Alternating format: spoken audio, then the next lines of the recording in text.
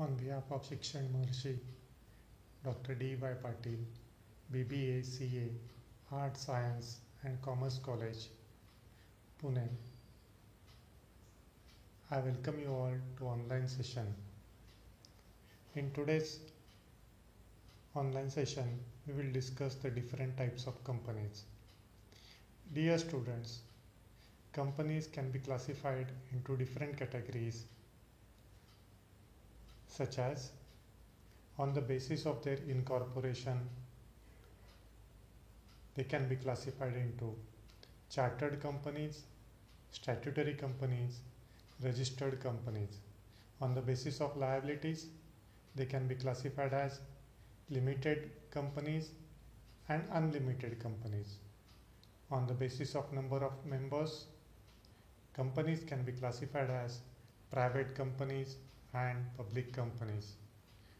On the basis of control, they can be classified as holding company and subsidiary company. On the basis of ownership, they can be classified as government companies and non-government companies. Now we will look into each one of these companies one by one. As we have discussed earlier, on the basis of incorporation, companies can be classified as chartered companies. Students, these are the companies which are established as a result of a royal charter granted by king or a queen of a country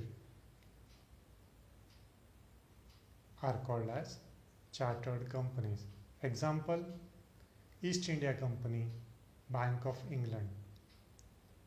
Second are the statutory companies. Companies that are set up by special act of parliament or state legislature are called statutory companies. Example, Reserve Bank of India, Life Insurance Corporation of India, Unit Trust of India.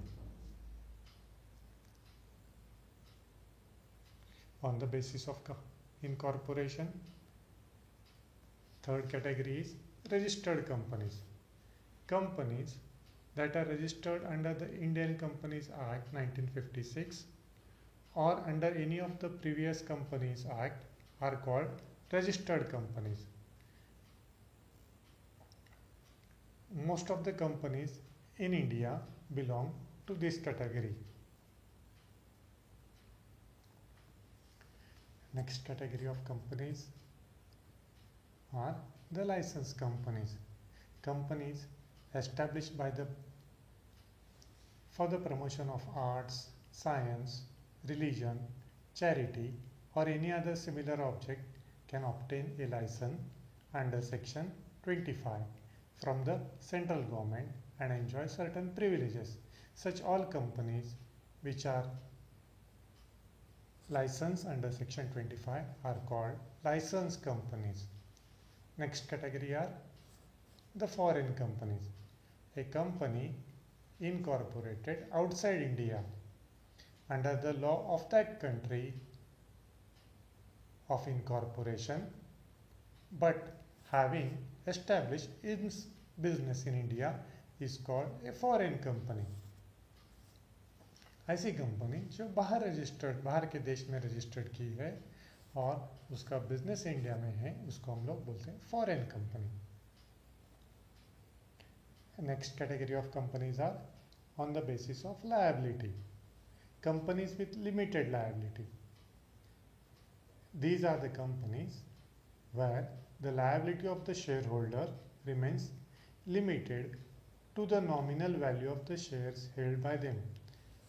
जितने कीमत के share है उतनी ही उसकी liability है. Unlimited companies. Here the liability of its members, that is shareholders, is unlimited. In other words, their liability extends to their private properties also. Unlimited companies nowadays are non-existent. Third category of companies are companies limited by guarantee.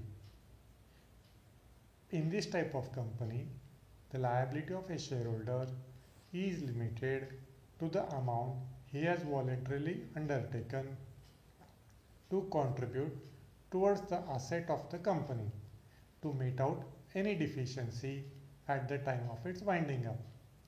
Such a company may or may not have share capital.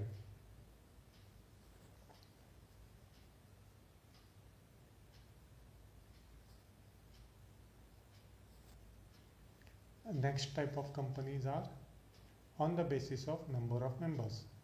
First one, private company.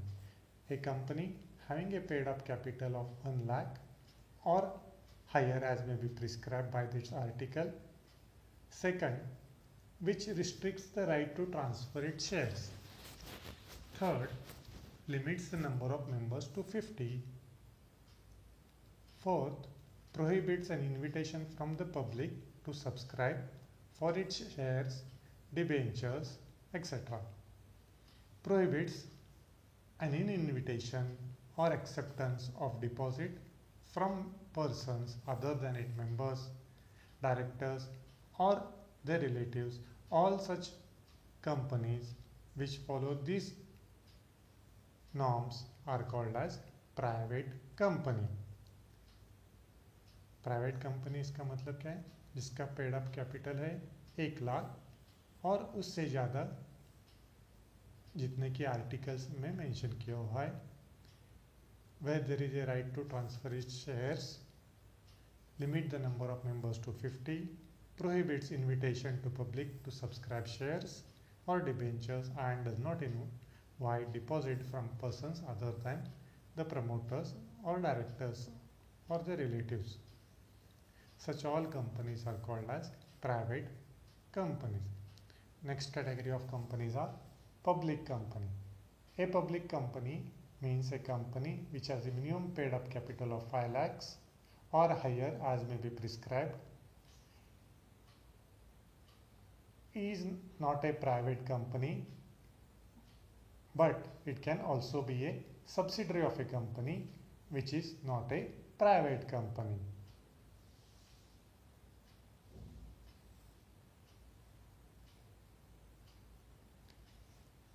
On the basis of control, first one are the holding company. A company is also known as the holding company of another company if it has control over the other company. According to section 4.4, a company is deemed to be a holding company of another, but only if that the other company is its subsidiary. In simple words, to say that a company may become a holding company of another company in either of the following 3 ways. By holding more than 50% of the normal value of issued equity capital of the company. Second, by holding more than 50% of its voting rights. Third, by securing to itself the right to appoint the majority of the directors of the other company directly or indirectly. All such companies are known as holding companies. Next category are the subsidiary company. A company is known as a subsidiary of another company when its control is exercised by the latter, called holding company, over the subsidiary company. According to section 4I, a company is known as a subsidiary of another company when its control is exercised by the latter, called holding company. On the basis of ownership, a company can be classified as a government company. It's very simple to understand what is a government company. A government company means any company in which not less than 51% of the paid up share capital is held by the central government or state government or partly by the central government and the state government. A subsidiary company of a government company is also called a government company. Example are the Indian Telephone Industries. Hindustan Aeronautics Limited. All these are example of government company. Next, on the basis of ownership are one-man company. A member may hold virtually the entire share capital of a company.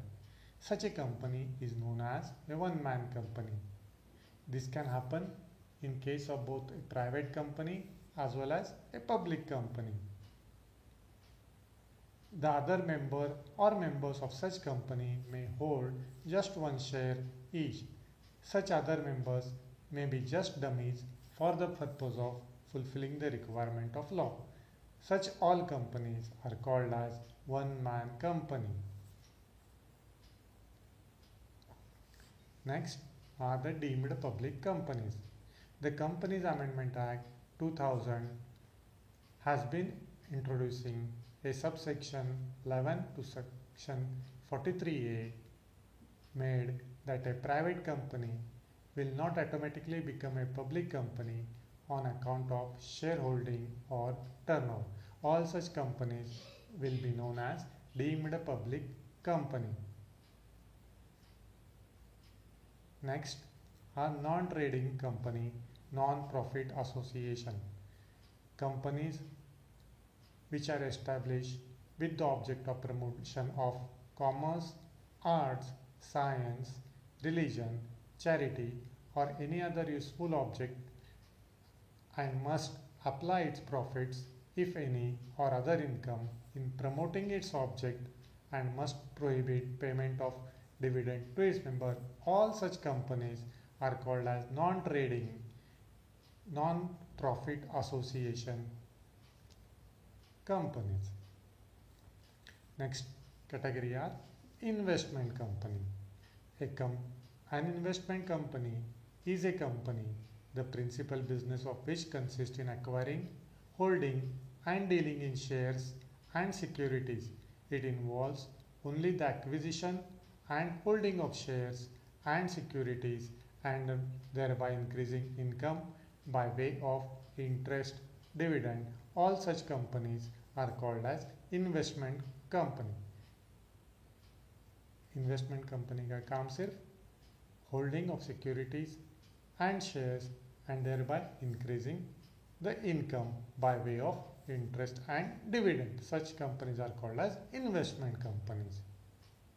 So in today's lecture, what we have seen are the different types of companies on the basis of incorporation, on the basis of ownership, on the basis of liability, on the basis of control.